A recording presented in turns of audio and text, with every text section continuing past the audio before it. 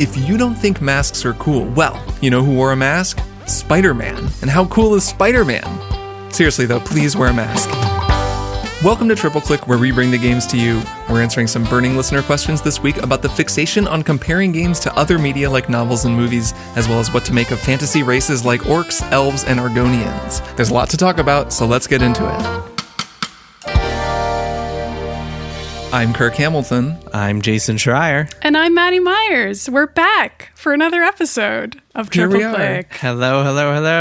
Hello. And you know what? This isn't just another episode of Triple Click. It's not? It's the 10th episode of Triple Click. Yes. It is our 10th anniversary. That's what that means, right? An anniversary is just... I think so, yeah. We've been together for 10 years. Like a decade, but it's only 10 episodes. Sure, there's no like Latin in there or anything. It just means 10 of anything. So this is our 10th anniversary episode. Happy 10th birthday to us. Yeah, Yay. Happy birthday, guys. Yeah, it's very exciting. 2020 has really felt like 10 years. So it has. Yeah. Each week has felt like at least a year long, so this seems fair. A little like it's been 10 years since we started making this show. If you've been with us that whole time from the beginning, all of you longtime listeners, Thank you so much. And if you want to support us making this show, as always, I will remind you that you can become a Maximum Fun member, which you can do by going to MaximumFun.org/join. And that not only gets you the good feeling of helping us make this show possible. It also gets you access to Maximum Fun bonus content from all of the Maximum Fun podcasts, including Triple Click. Mm-hmm. And that Control means you will get Beanscast just went live. There will be That's a new right. Beanscast that just went up this past Monday on the feed for the game Control. That was pretty fun to record. Cool Great Beanscast. Fun Beanscast, fun to talk about. And then, of course, the next one in July will be for The Last of Us 2, which I actually just finished and we'll talk about for my one more thing later. But I'm sure a lot of people are working their way through. But we will not be spoiling on this episode. No. There will be no Wait beans spilled here. Only on the Beanscast. Yep, only beans on the Beanscast. Yep. So yeah, however, on this episode, we are going to be answering some burning questions. Yeah, let's get to it, shall we? We shall. Let's jump right in. So first of all, before we even start, we should say that to reach us, you can send all questions, comments, feedback, whatever, dog pictures, fan art of us.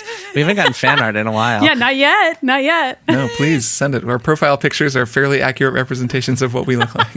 You can send that to tripleclick@maximumfun.org. And we read every single email. We don't read every single one on the show, but we do read every single one. We do. All right, let's start off. So a few people have asked the questions along this line that are basically, I want to support Black game developers, but I'm not sure where to start. Can you guys help out? Kirk, Maddie, what do you guys think? Let's answer this. So I have a real quick answer to this one. Cool. There's a great website called blackgamedevs.com that is put together by Arthur Ward Jr., Kat Small, and Chris Algu, and it is just a database of Black game devs and also some companies where Black game devs work, and just all their Twitter handles and personal info. I really recommend just following a bunch of cool people on Twitter in general. Like, this is true for Black game devs or really any marginalized developers or just cool people out there making sweet indie games who aren't getting that much regular press as much as we all try as reporters to highlight everything, but it's impossible. So, just diversify your social media feed and check out some cool projects. And this website is a good place to start. Yeah, Cool. so we'll link that in show notes. And check it out. There's a lot of good stuff on there. Cool. All right, let's get to some other questions. Maddie, do you want to read this next one? Sure. So this email is from William, who writes, my question is, what do you think of the rhetorical move of elevating games with comparison to film or novels? I've been reading and watching some Last of Us Part 2 reviews, and several have praised the game for its, quote, unquote, cinematic feel. I've also heard the game compared to novels. Are these comparisons useful, or is it a cheap way of elevating status? It seems to imply that games have to be more than games to be that good. Haven't deep, involved stories with chapters and complex characters been part of games for a long enough time to not shatter our impressions of the medium? Do we need to act like any game that succeeds at those things is more more than a game? Do we give games like The Last of Us Part 2 too much credit for their amazing production value and not spend enough time considering if what the game has to say is worth all that fancy presentation? This is such a good question, because like the games, the insecurity of the video game industry and the fact that the games industry has just been like trying to emulate Hollywood has been one of the kind of bugbears of AAA games development for at least 20 years now, and just like trying to recreate. And also like critical reception and the way that we as critics cover games and try to deal with that insecurity, fair or unfair, about how people perceive what we're writing about. Yeah, I think for starters, with this whole conversation, I think game developers are told and believe that AAA game developers specifically are told to believe that cinematic quality is like the benchmark for graphical fidelity, and in order to make a game that costs that reaches the millions and millions of people that the EAs and Activisions and Sonys of the world want to reach, you have to therefore spend tens of millions or hundreds of millions of dollars creating these cinematic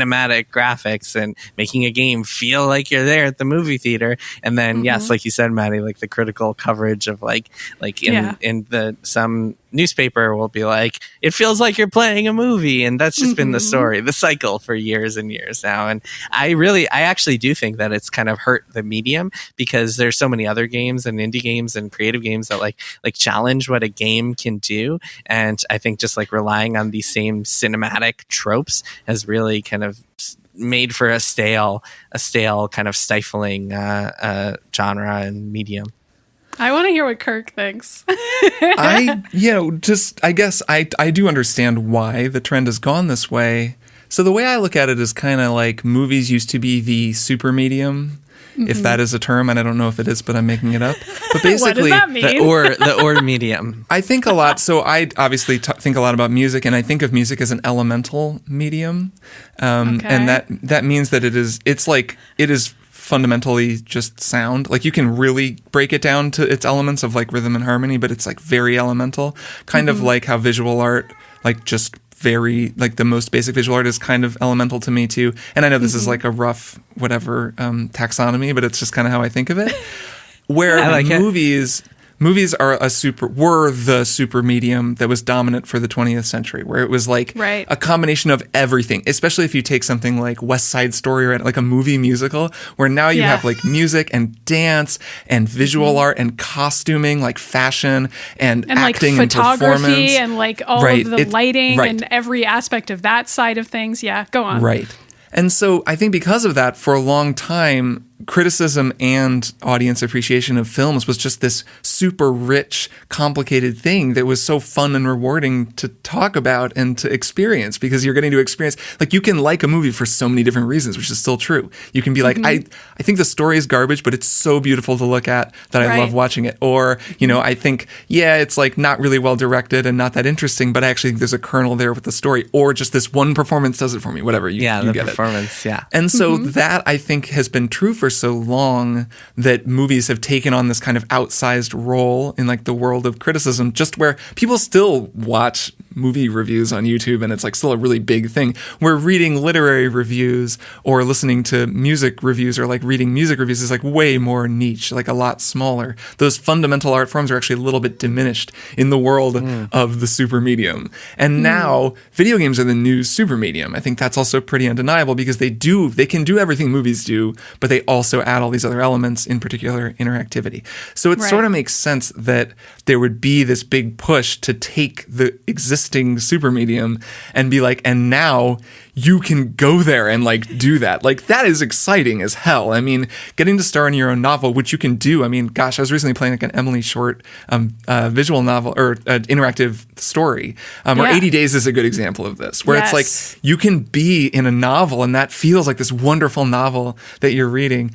And that's a really cool experience, but so much more often, and it's just so much more easily, sort of hypeable to be like, but you could be John Wick, you could like be in that Yeah. movie. So I do understand why it's gone that way. And I guess it's limiting if you only view it that way. But it's also like pretty logical to me, I guess, when I think of it on that axis. Well, Yeah. it's limiting in the sense that it makes people think of like games have to follow this specific direction, and they have to have the cutscenes, and they have to have the certain camera angles, and it just feels like it's driven storytelling in games towards a way that it didn't really have to go, where like the game is just yelling everything at your face all the time. Yeah. And like storytelling in games could be so much more, and we've already seen like so many games that try to do so much more with storytelling, but they're not those like big AAA like we want to be the movies type games. I feel like the other side of that, though, is what if games were influenced by more kinds of movies and books and music and so on? Now you're Like, getting I think somewhere. that's what my actual answer to this question is that I think the comparisons are great and fine. And I love comparing pieces of media like across the spectrum, because sometimes the comparison serves some value to you as a critic in sure. order to say it feels like this or does something very similar to this other piece of art. But I think really what your issue is, Jason, is the fact that games are trying to emulate like a very specific kind of action movie that means what we mean when we say the word cinematic, that is just like a word that has been flattened out into a specific kind of popcorn movie, like Star Wars, basically. And Right. that's fine. And it's very cool when a video game feels as good as watching A New Hope does. But there are also so many other kinds of movies and kinds of music and kinds of books. And so really, when I see those comparisons, usually my first thought is I wish more people would watch more movies and read more books. And that's why I think like what is the Citizen Kane of games is like still a joke that we all tell to each other as critics all the time, is because like it's absurd that Citizen Kane is still even the example there. Like, what, Right, I don't know, right. like, what's the funny games of games? Like, what's the Little Mermaid of games? Like, we could just go on all day and come up with weird examples. Oh God, I'm resisting the urge to make a joke here. That I'm just thinking about the funny games of games. Jesus, Maddie, you Yeah. want to play the funny games of games? I think it's The Last of Us Part 2. I don't know. Gita and I were talking about it, and she was comparing The Last of Us Part 2 to funny games, and I was like, I don't hate that, honestly. Yeah, But no, anyway, there's something to that. I'm saying I feel like sometimes the comparisons can be very interesting. Yeah, And I think that a thing William is talking about is like the sense of inferiority, which Jason you Yeah. alluded to too, is that like Yes. that a game needs to be elevated to a movie's level, or in the case of The Last of Us 2, to a novel's level, because of the way Right. that it tells its story out of order, and it's got a lot of characters, and it is kind of like a complicated emotionally story, like an emotionally complicated story. You could compare it to a novel, which is something people also do with TV. Take The Wire, our beloved The Wire. Of course. Frequently people will be like, this really feels like a novel because of the way that it unfolds. It moves much And more you slowly. compared it to a game, Kirk, on split screen, or possibly this show. Who can say? Who can remember? That's true. Those systemic game qualities. And I think that then it does cut the other way around, where now you'll see movies and you'll say, well, actually, this is using some interesting ideas from the world of games and design ideas. So it's becoming a little more cyclical. I think when I see a critic elevating a game by saying that it feels like a movie in a just purely like that's just purely positive, it feels like playing a movie, it just is a kind of an immature criticism at this point, or observation, like, okay, so what, a lot of these games feel like interactive movies, like what's really your point? Yeah, and like which movie and why? And like, Right. Like that's that a more isn't interesting enough question than just Right. it feels like a movie. Like that doesn't Yeah. really say enough, you know? And I will. Yeah. This will be something I'll maybe talk about a little more when I give my sort of some spoiler-free final thoughts on The Last of Us 2. But Yeah. that game really feels like a movie in a lot of ways, in that you're just watching actors emote and like trying to determine what the performance is trying to tell you. There's some long cutscenes in that game. Right, a lot of cutscenes, and it's just it's not telling stories actually through gameplay in the way Right. that a lot of games have become very good at. And as a result, it is a very like quote unquote cinematic game. It's a very movie influenced game. Or The Walking Yes. Dead. It just really feels like The Walking Dead to me. And so there are those kinds of games exist, but like you've both alluded to, a lot of other kinds of games exist as well, and I'm increasingly like enamored of all these different types of games. Also, like to the thing you were saying, Maddie, about just watching different kinds of stuff. You don't even have to go that far outside of just like, is it fantasy or is it, military shooting people? Yeah. Or I guess, is it sci-fi? Those are like the three genres. To get there, because The three genres. we were just talking about, I used to joke that it would be the two genres are fantasy and sci-fi. Yeah, I think they are, right? What else But is there? I guess there's also like military. Also, the three genders. It's sort of, I'm not going to forget this off, but I do want to say that I was thinking about the other day, I think on our Control show, which is actually the point I'm going to make is about Control, so I'm kind of spoiling that. But on our Control show, we were talking about, I think, Maddie, you said that you go on quests in that game. And then I was thinking, what games do you go on quests on versus missions? Because in some games, they're missions. I think they're called missions in Control. So, like, I don't know why I decided to call them quests. Oh, no, right. That was what made me think it, is I was like... That, well, it's sci-fi and military games are missions. Exactly. And then, so the thing I came up except with for was... Horizon. I guess Horizon has quests, and that's like a sci-fi-ish game. Well, so the thing I came up with was, in games where you have a gun, you get missions, and in games where you have a sword, you get quests. That's And I good. just started That is laughing because I was very like, good. here we are again with the two genres. But wait, Cyberpunk 2077 has guns and swords, and you get quests. Ooh. So, yeah. you get quests in that game, really? I think. Well, they talk about it. So CD Projekt Red has a quest design team. You don't get jobs. So I guess technically, Yeah, maybe do you they're get jobs? Do you get gigs? Oh, that's a new Gig, one. Yeah, a jobs. gig would be good. I think we need to expand the vocabulary there. Anyways, Or tasks. that's a sidetrack. Tasks could be tasks. That's a sidetrack. So to reel it back into what I was saying, is that the sort of the genre thing is you can go just a little ways outside and blow everyone away, like Control did, where Control is like totally drawing from like X-Files, Twin Peaks, like that kind of weird vibe. And that felt so fresh playing it. It's like, it's not just a post-apocalyptic world or like a military shooter or whatever sci-fi. And just going a little ways afield makes a huge difference. Totally. I think one of the problems with this whole comparison is that it like kind of it treats games as, I think William wrote that like games have obviously had good deep stories for so long now that like making the comparison of like, oh, the story is as good as a movie is kind of like feels kind of puerile at this and it's point. like, again, it depends on the movie. There's plenty of terrible movies.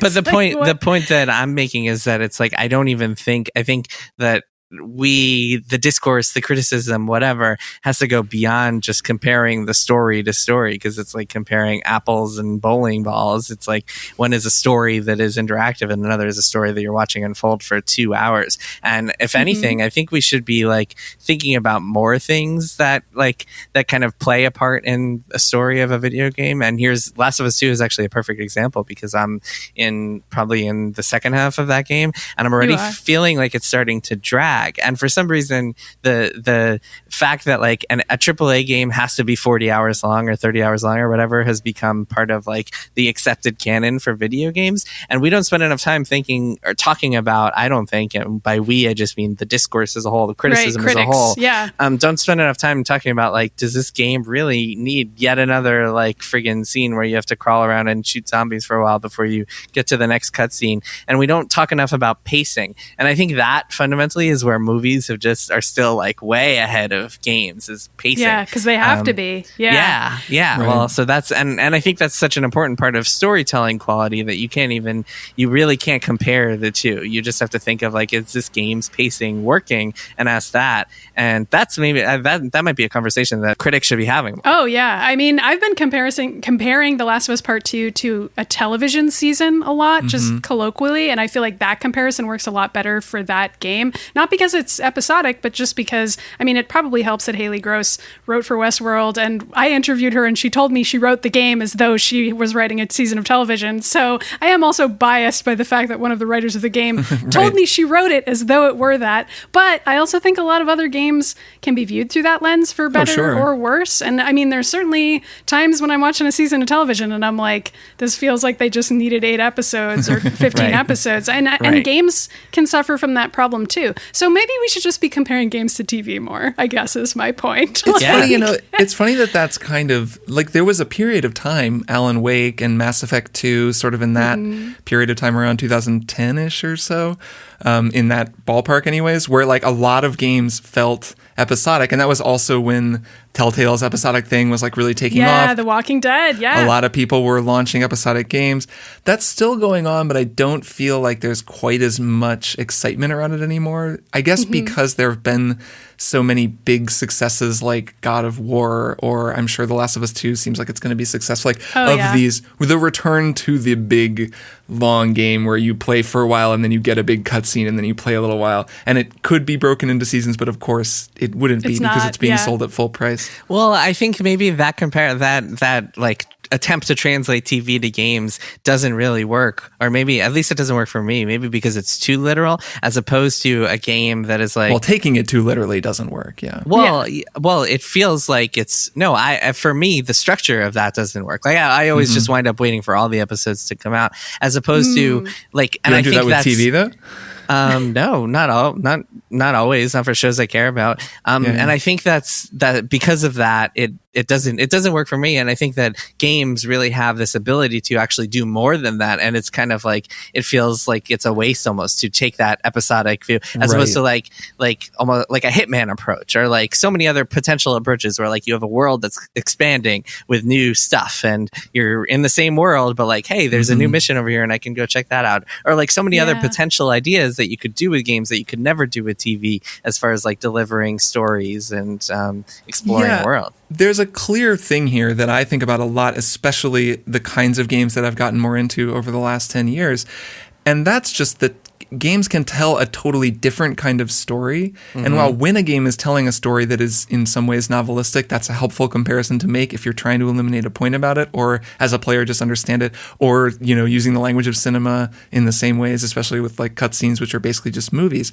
There are so many ways that games do things on their own that you just can't do elsewhere. I mean, the best stories in games, this is a cliche, but like the time that you fought a boss 100 times in Dark Souls or whatever, and then came up with some crazy strategy and like pulled it out at the last minute when you both didn't have any health left, and like, or the game glitched and you won on an impossible way. I don't know. I think about Jason, you knocking the demon, what's his name, the Taurus demon off the bridge in Dark Souls on a stream, and like just that story was an amazing story. Right, the stories we tell outside of games. That's a whole big part of video game story. But in games themselves, some of the best stories, I think, at least for me, are the stories of exploration and finding things and being kind of led by the designer to follow the story. I mean, Return of the Obra Dinn comes to mind as like one of my favorite stories in games. Or even Outer Wilds, which we all obsessed over last year. It's a game that doesn't have any cinematic qualities to it. There are no cutscenes. There other no than you walking around and just enjoying the world and being your own It's pretty. camera It's person. pretty, but there's nothing cinematic about it. But it's this phenomenal story, and it's a story that you kind of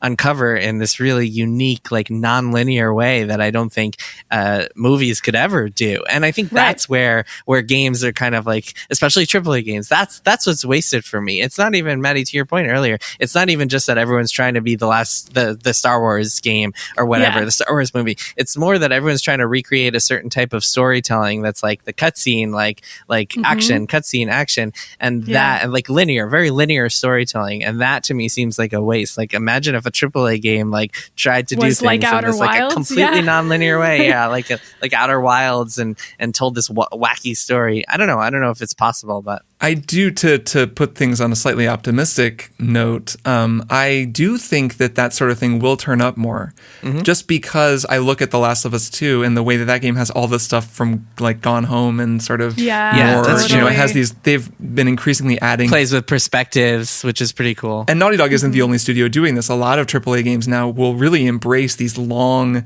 narrative sections where you're just walking around looking at stuff and talking to people. And that would have been revolutionary like 10 years ago, that people were saying the same thing. I wish there were just more time to hang out with characters.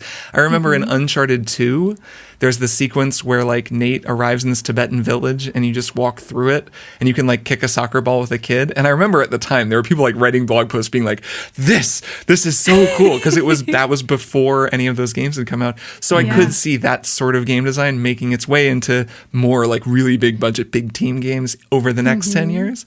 And a thing I just thought about when you mentioned Outer Wilds as an example is just when I've seen a great movie that I really love, like a movie that I just can't really live in. This is a weird example, but actually the Keira Knightley remake of Pride and Prejudice, it's like this extremely, it's so beautiful. Like that movie, it like is really kind of earthy and natural, and it just, the piano soundtrack and the light filtering through the leaves. There are things when I think about that movie, I haven't seen it in a long time, but it just exists in my mind in a certain way. Like it takes me to a certain place, and games do that too. And I think about, I mean, a Souls game is like that. I think about places in Bloodborne, and it gives me that same kind of feeling. And that is something that, I mean, all good art does, I guess. And I'm more interested in conversations that kind of try to nail down that feeling and like take it out to be it's applicable to anything, and any great art will take you there, rather than like getting so caught up in like the specifics of the medium and being like, or the mechanics of it. They got the lens flare right. There's chromatic aberration in this game, so it looks like it's shot on a film. That stuff is much less interesting to me. Yeah. Okay, I think we have time for one more question. Kirk, you want to read this next one? Sure. This comes from Clover. Clover writes, "Hey, I love the show. Your discussion about cops in video games as well as real-world events over the past couple of weeks has gotten me thinking about race in video games and how allegories for race can go wrong. Games like Detroit Become Human come to mind, but also games like The Witcher, where elves are an oppressed minority. While it can be helpful to simplify serious, complicated topics so they're easier for a wider audience to consider, it can be incredibly harmful and can wind up reinforcing prejudices instead. This can be very problematic, but is every fantasy race an allegory for a minority, or are some fantasy races just a fantasy race? Is it even possible to separate video games from reality when race becomes a major part of the story? You touched on this in last week's episode while discussing Resident Evil's depiction of minorities as zombies and how obviously racist it was. I agree, and in fact, I think it's a very important conversation to have right now. I hope this isn't an out-of-line question to ask. I honestly want to know if my love of orcs and Argonians is problematic or not." Aww.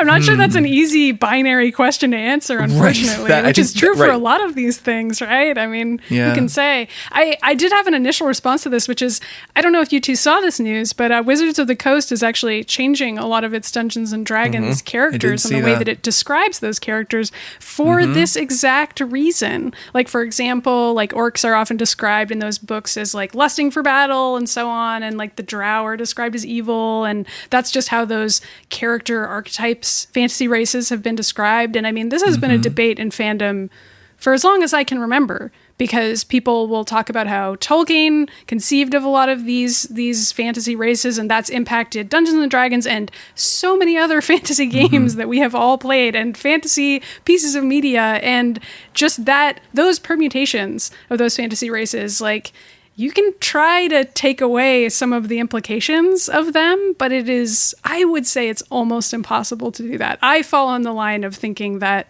that original intent of fearing the other. It's kind of like how whenever you adapt like something from Lovecraft, it's always going to include some of his fantasy racism as well, because like so much of his work was rooted in his fear of the other, that like you need to completely rethink those stories in order to have it change. And that's always possible. But if you're just doing a one-to-one recreation, I think you can fall into some serious pitfalls in terms of those stereotypes. Well, I think with D&D, I think that it was the exact opposite problem, which is that it seemed like an allegory, even though I don't think it was intended to be. Maybe Tolkien intended for orcs to be an allegory. I mean, we have no way of asking him now. Yeah, but I'm saying in Dungeons and Dragons, I mean, the people who are at Wizards of the Coast right now and like have been like updating these games and books for the past few years, I don't think it occurred to any of them that like, oh yes, orcs are an allegory for black people or anything like that. I think it's more that people saw that stuff and thought like, oh, this like encourages harmful racist stereotypes and we should change it. Or confirms my own racist ideologies that I have, and I'm going to play the game this way. But I think what Clover is talking about is more the opposite, where the creators of something intend to make it a racial or not a racial stereotype, but an allegory for a race. And I think like The Witcher or like Dragon Age came to mind as a game where like the elves are this oppressed group, and insert your own like stand-in for oppression here. Or obviously Detroit Become Human, which I haven't even played, but that seems like such a clumsy stab at it that it's not even really worth getting into. But I actually think I think that there is room for allegories for race, and I'll say this as I don't want to speak about allegories for Black people or other minorities. So I will speak for my own minority, which is like, I can totally see a story working that is like an allegory for Judaism and Jewishness. And like, I don't know, I would play a game that is like a fantasy version of Jewish people and in a ghetto being persecuted, like being pogromed or whatever. I can totally see that working as long as you avoid sticking in the stereotypes. Like, you don't give them all like Harry Potter, like the goblins, hook noses, and you know, make them all bankers. You just make them into people who happen to be oppressed by like humans or whatever. You make them elves who are oppressed by humans, and then you tell a story involving that world.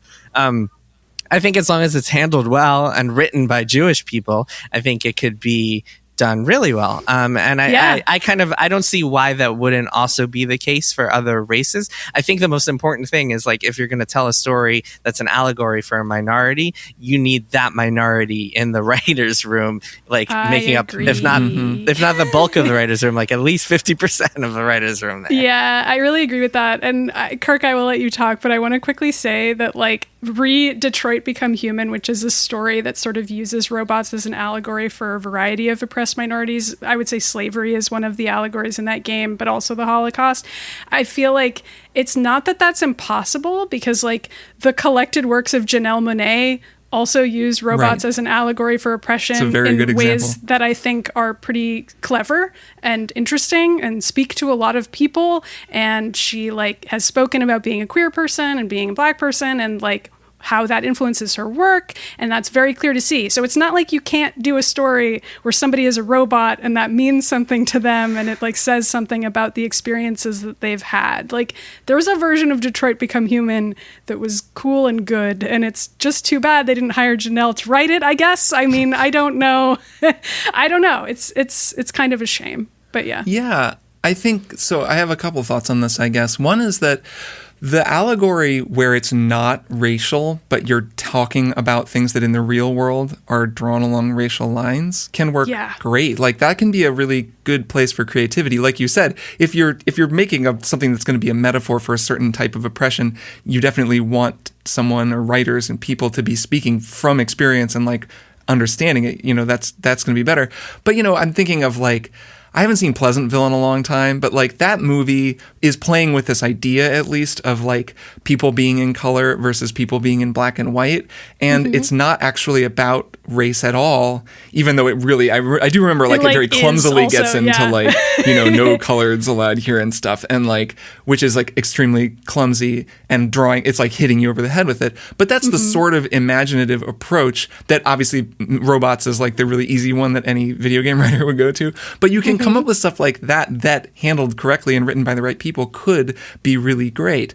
I think anytime the actual race of the character is involved, it's already on shakier ground. The more I've thought about it, this isn't something, you know, this is something I'm still thinking about and like, especially recently thinking about, but the Tolkien thing is a great example where everything is kind of based on these archetypes that he built. A lot of them are, very much like the dark race from the East, you know, coming to like destroy our fine, very clearly like, you know, Anglo-Saxon European. Yeah, that's a whole nother...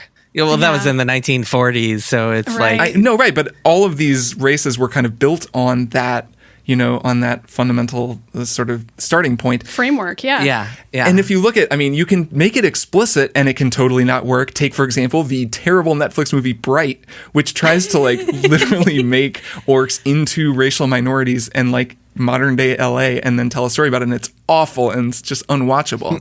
So making it specific doesn't always work, but keeping it vague also doesn't always work. And thinking about like The Witcher, you know, the way that elves and dwarves are oppressed in those games.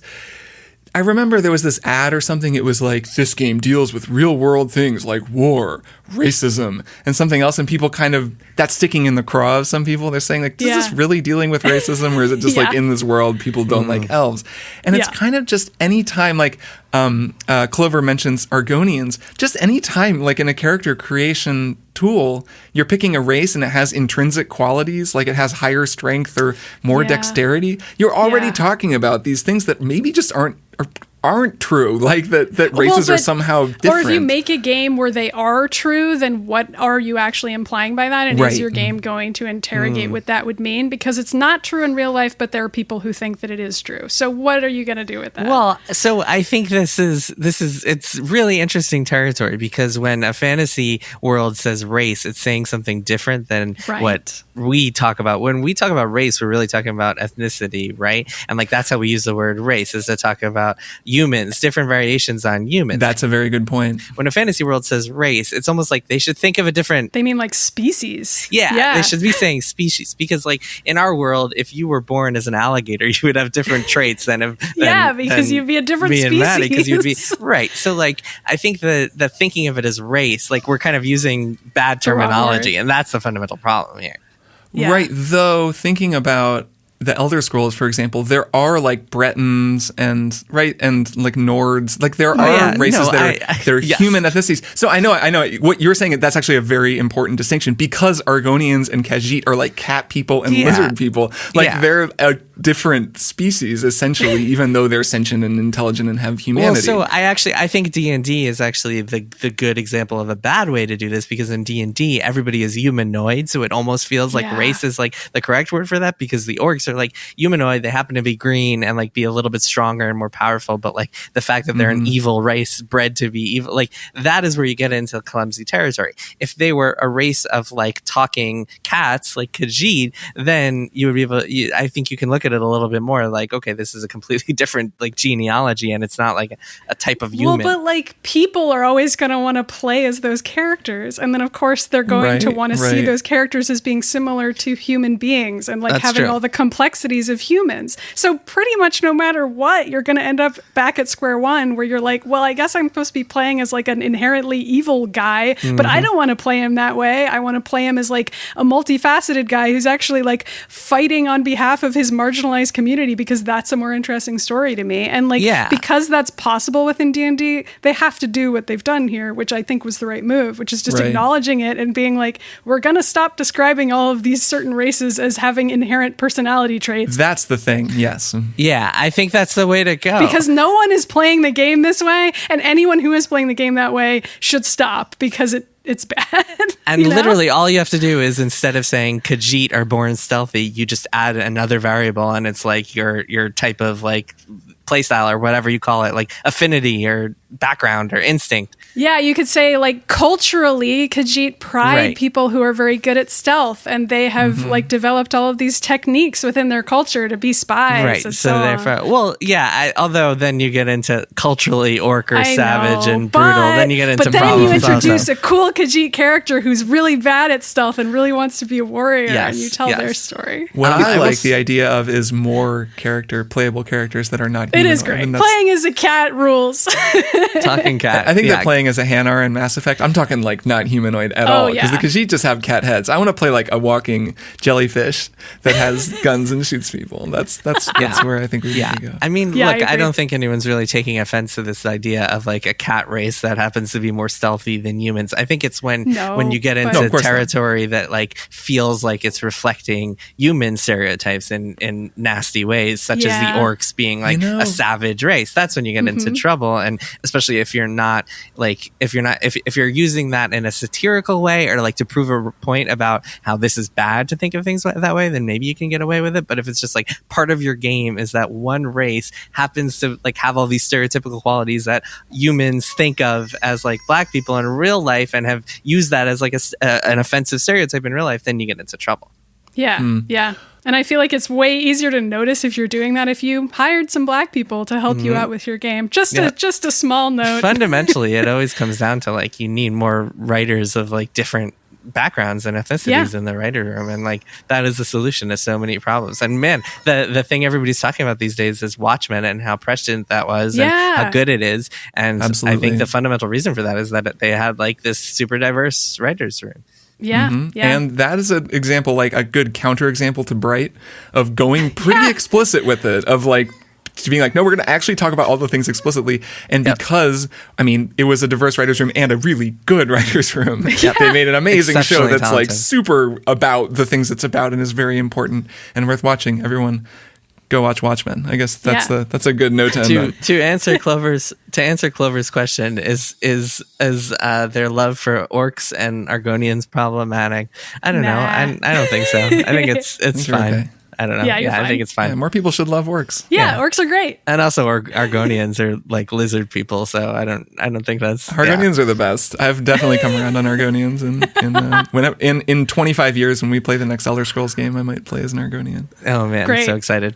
All right, why don't we take a break and then we'll be back for one more thing.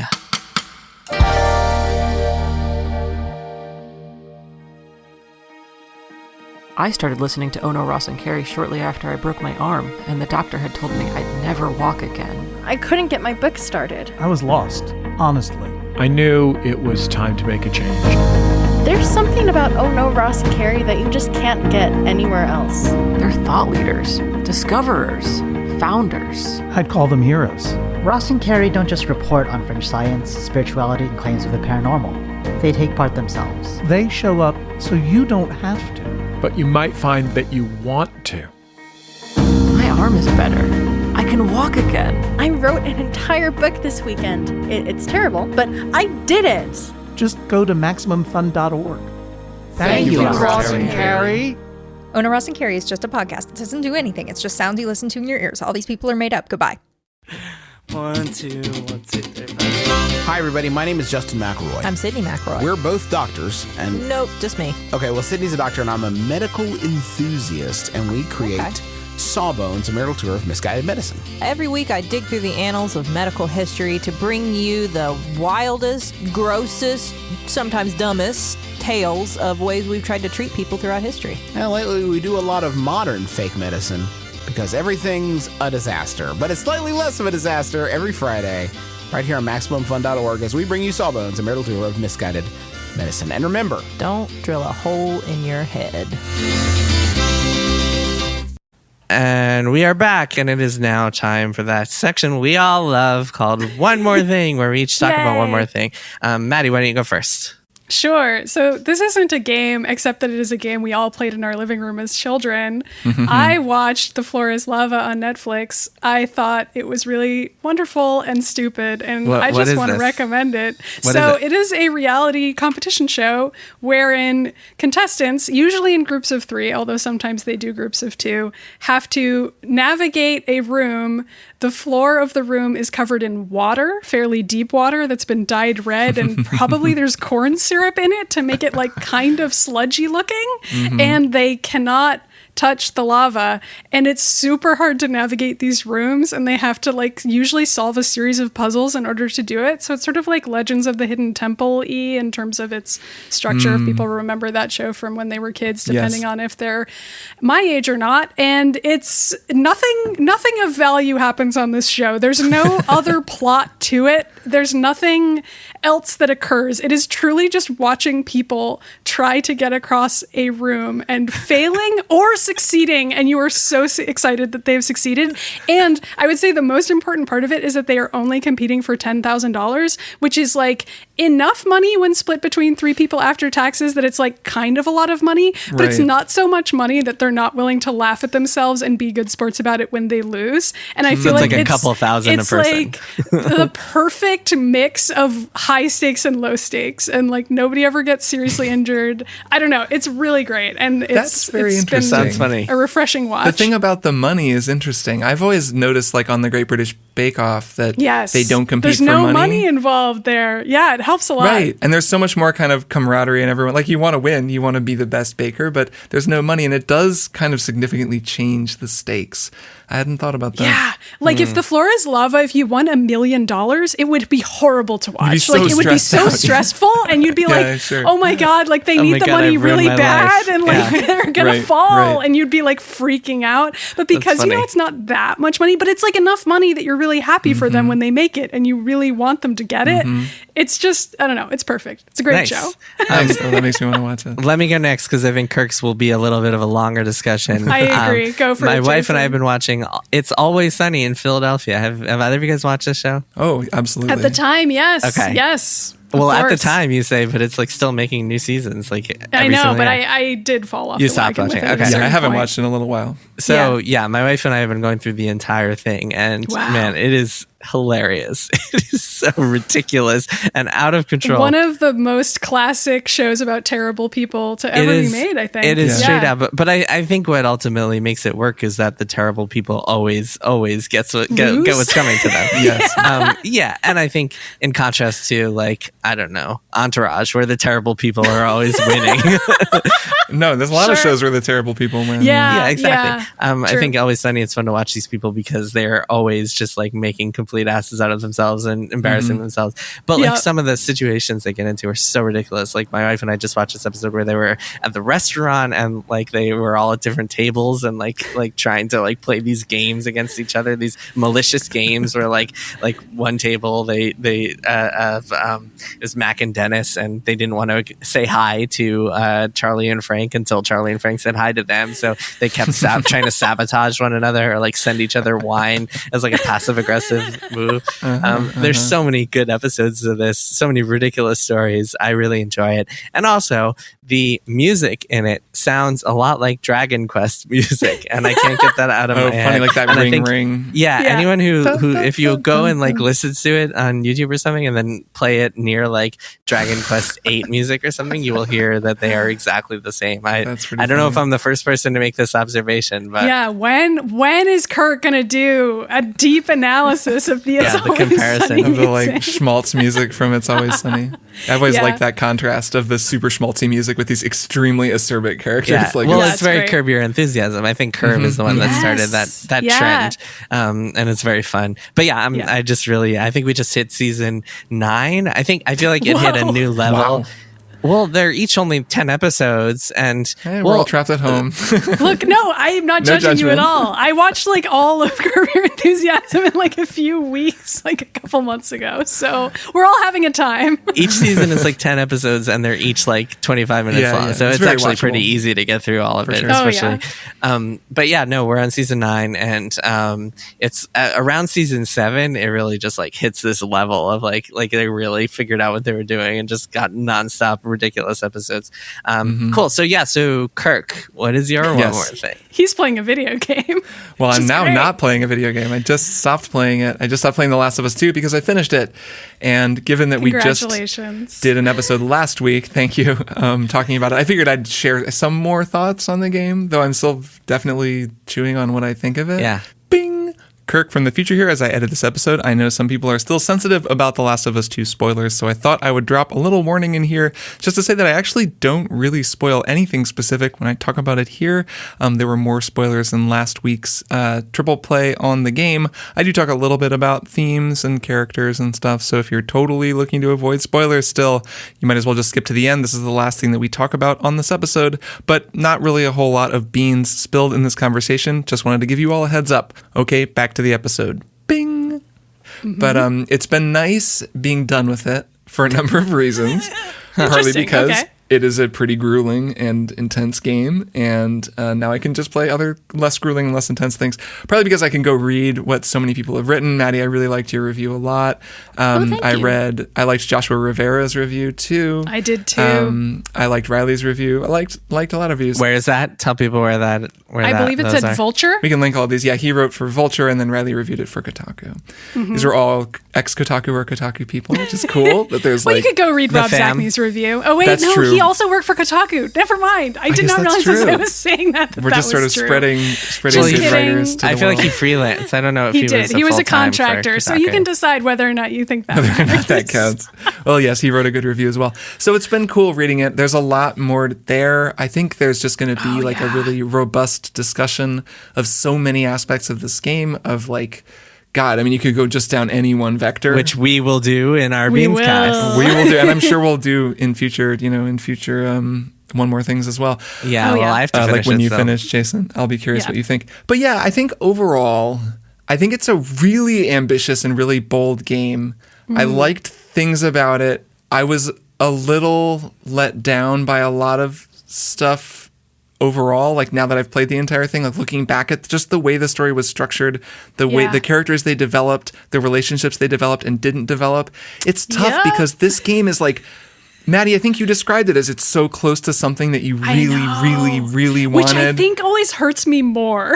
Like when it's so close to being the thing I want it to be, and then it isn't that, and I'm like, oh, but just move this here and put this here, and then you've got it. You're so close. But anyway, I'm so curious to know what you guys. Once we can spoil it, you gotta beat it, man.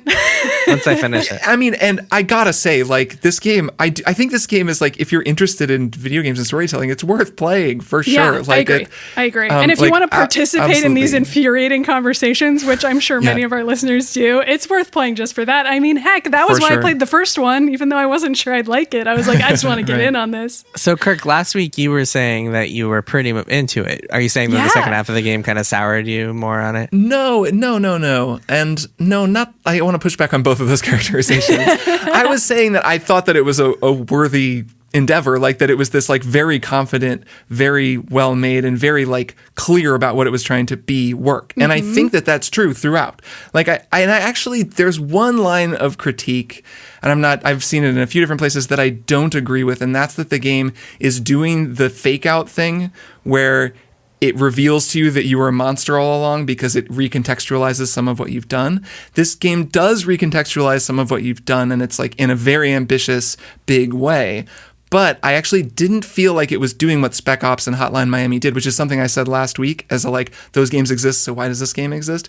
It's not doing that because it is actually all of a piece. It was clear to me from the beginning that everything I was doing was horrible. And then I just got a lot more information about the horrible things I was doing. There is a critique in there of just like, why did we need all that information to know? Did I need 27 hours for that message? And that I think is totally fair. But in terms of the just like, this isn't a game that's like doing the whole ludonarrative dissonance. Oh, you thought you were shooting bad guys, but it's really Ender's Game and you were killing innocent civilians. Like, it's not that, and it's not trying to be that. Like, it's very clear about what it is. I actually really liked the piece that Chris Plant wrote for Polygon about how this game is like the end game of ludonarrative dissonance, because it basically is, what you're doing is terrible. You feel terrible about it the whole time, and then that's the game. It isn't the thing with Nathan Drake where you're like, oh, this guy's supposed to be so affable and charming, and yet he's murdering people. Just murdering people left and right. Whereas in this game, Ellie isn't affable or charming. She's murdering people, and like that, she is a video game character. It's like, what if a person were a video game character? I think is what Plant wrote in his story that you're referring to. Yeah. Which is I think accurate, and we can link that in show notes. I thought that was a really smart piece. And there are even times in the first Last of Us, and there are times in this game too, a little later on, where like you're fighting people that are a little more they're just kind of henchmen, like they're not. But even then, you still get those call outs, the anguished barks, the names, like the people who died. But it's like you've at that point internalized that you're killing people. So I think that it's very much a game about cycles of vengeance and like forgiveness, or if that's possible past a certain point. And it reinforces this theme: who started it? You know, there's a war going on, and who started it? Who broke the ceasefire? Like this keeps coming back. But I do like, in the end, I'm like, well, I'm glad I played that because I am very interested in video games, and this as a creation is so high level and ambitious. Fascinating, Yeah. And also, like, a lot of my complaints with the story, like particular things, characters that didn't get enough time, relationships that weren't developed, you know, the complexity of what they're trying to do, clearly it almost killed people to make this game to begin with. So it was so hard to make it that it's like, you know, I'm forgiving, I guess, of those things where I'm like, well, of course there are going to be some things that didn't work as well as they might have. The fact that a lot of it does work is pretty amazing. Like I've said this a lot of times, but it's like, I'm glad I played it and I'm glad I'm done playing it.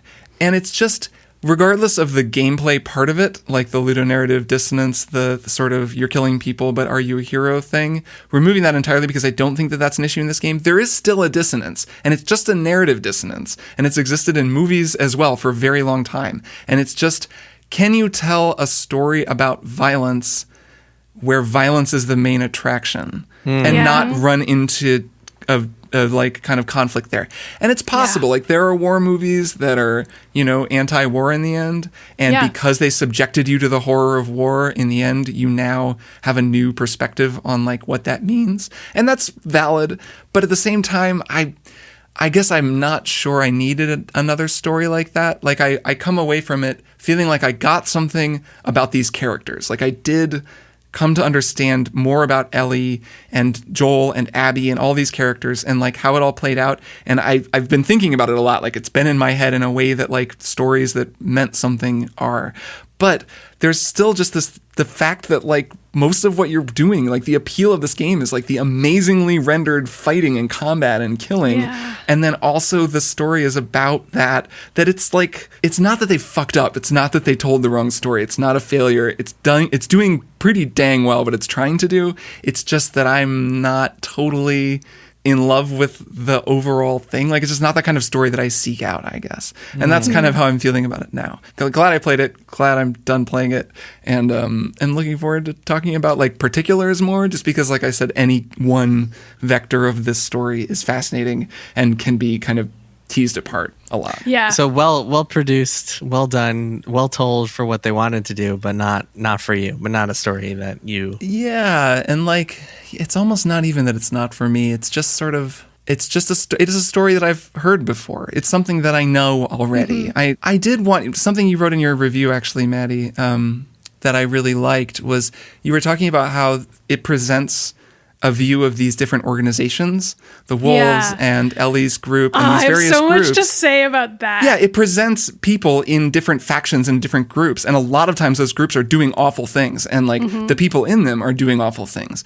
But it doesn't explore them in a way that I actually feel would be a lot more useful and interesting to me at this moment in time. I agree. Where we're seeing so many structural issues and we're learning so much about how we work together. And like actually, it has this Hobbesian view of humanity that I just like don't agree with. I don't agree with, and I don't think it's accurate. And that was really what I struggled with. And I'm sure I'll get into it more on the Beans Cast because it is somewhat spoilery, but my issues with the game were more that there were a few scenes where I was like, I actually don't think that these people would do this here. And that started happening to me enough times in a row that I really fell off the game in a big way by the end. I'm glad you didn't, Kirk, because I think your experience more closely hews with how other people felt about the game, and I hope our listeners appreciate it because I realize that not everybody shares my feelings, and that's completely fine. But maybe it just depends on what life experiences you have with people and like what you think about human behavior, which that's an interesting philosophical question that the game is raising, and the fact that it inspires so many different reactions from people like me who played it and were like, what? Why would Ellie do this here? Then why? And that other people would play it and be like, oh, this totally speaks to me, is perhaps that means it did succeed on some level because people disagree so much about it, and I think that's what they were going for. All right, let's table this before I get spoiled because I'm only like halfway through the game. My hot take, by the way, is that the game is too long because I just hit what I assume is the halfway point. A very common take, yeah, Jason. And I'm already like, God, like I need this to be over. I don't want to sneak around and get killed by bloater zombies anymore. Well, take a break and then come back, and then maybe you'll love it. Well, I mean, I am taking a break and then coming back, so that's actually, it works out nicely because I'm going away for a week. All right, folks, I believe that is it for this week's episode. Yes. So I will say goodbye to you both. Goodbye, Kirk, and goodbye, Maddie. All right, see you both next week. Bye. Triple Click is produced by Jason Schreier, Maddie Myers, and me, Kirk Hamilton. I edit and mix the show and also wrote our theme music. Our show art is by Tom DJ. Triple Click is a proud member of the Maximum Fun Podcast Network, and if you like our show, we hope you'll head over to MaximumFun.org/join and consider becoming a member. Doing so helps support us and gets you access to an exclusive Triple Click episode each month. Find us online at tripleclickpodcast.com, on Twitter at tripleclickpod, and send email to tripleclick@maximumfun.org. Thanks for listening. See you next time.